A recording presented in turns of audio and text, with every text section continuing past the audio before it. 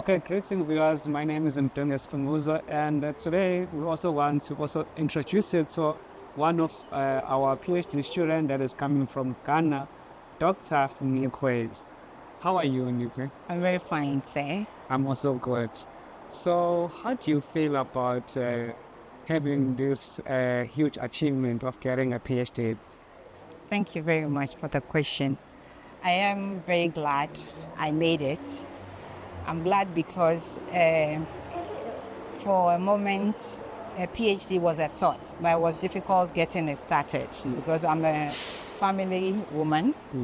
I have other responsibilities back at home that I was dreading to start PhD because I had to leave my family and go to a campus. I had to add my administrative work. Besides me teaching, I also multiple tasked administratively as hall warden. I used to be the international office vice dean. So getting started was a challenge. But when I started, I realized that it was forthcoming. It was worthwhile. And I'm proud of myself because I had to multiple task all the responsibilities before getting here. I give myself a tap on the shoulder. It's been a journey. Wow. Well done. So, can you please maybe give us a taste of what your study was talking about? Yes. My background is hospitality and tourism management. And I technically looked at the key success factors and the barriers in my field, the hospitality and tourism industry in Ghana. You know, the industry is a service industry. It requires a lot of exceptional service, professionalism, and for that matter, infrastructure. And I used the balanced scorecard as a yardstick to measure some of these things in the industry. The balanced scorecard talks about measuring 4 perspectives, that is customer service, financial, learning and growth, and then the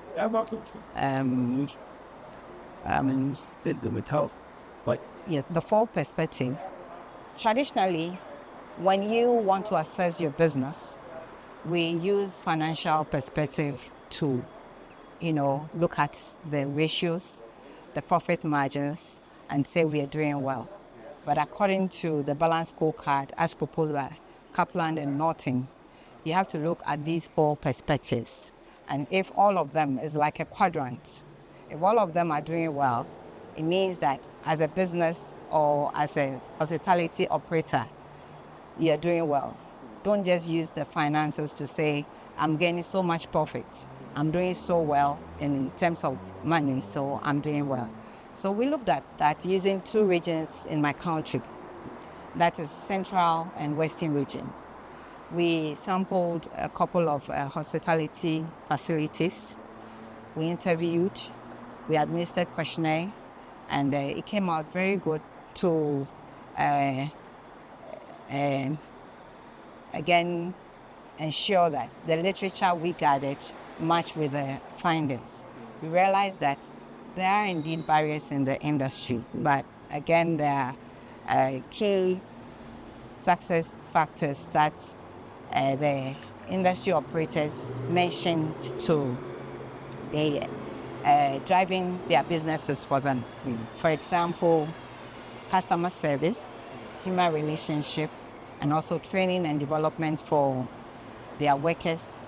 If you're able to train your workers, it's far-fetched. For example, where I am coming from, my university, having trained a couple of lecturers, and we are graduating tomorrow, yes, it is a good work for the institution because we have more PhD. Very soon, some will become professors, and it makes the institution visible. Just opposing that one in my industry, if you train your workers, we are lodging in the called guest house here. Well-trained staff in the hospitality and tourism industry is financially rewarding because they give more to the customers and you get more for your establishment in terms of money and image and branding. So why did you specifically chose DUT to pursue your PhD studies? Because you could have gone to any other institution. Why did you choose us, actually? Thank you once again. I love diversity.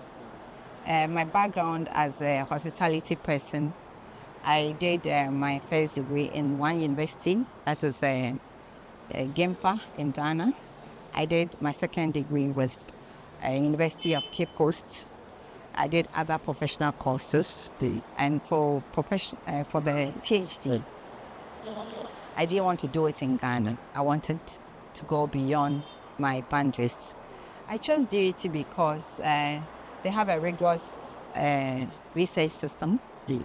The professors or the supervisors will set you up, you work very well, and at the end of it, you become a cream researcher or a postgraduate candidate. Again, I love DUT because our coordinator, Professor Agbanyaga, who is my supervisor, spoke well about the university, and in reality, we have experienced it. I have experienced it as an individual. Everything they do is professional. Everything they do is situated in the world of class of university, and I think it's a good thing to come and do your postgraduate. I recommend DUT. I know people will listen to us and they'll choose DUT. Yeah, true. I again chose DUT because I didn't want to leave my home and go and sit in a traditional university in my country, leave my children. This one was designed such that we had a series of workshops online. We did all the MS Teams conferences, workshops, and again, engaging with your supervisor one-on-one every now and then using the multimedia or the modern technology. There's a distance. We did about 10 hours here. We couldn't have come on in and out every time to see a supervisor, but with the help of the internet or the technology and the design of the PhD that was given us, we're able to self-care.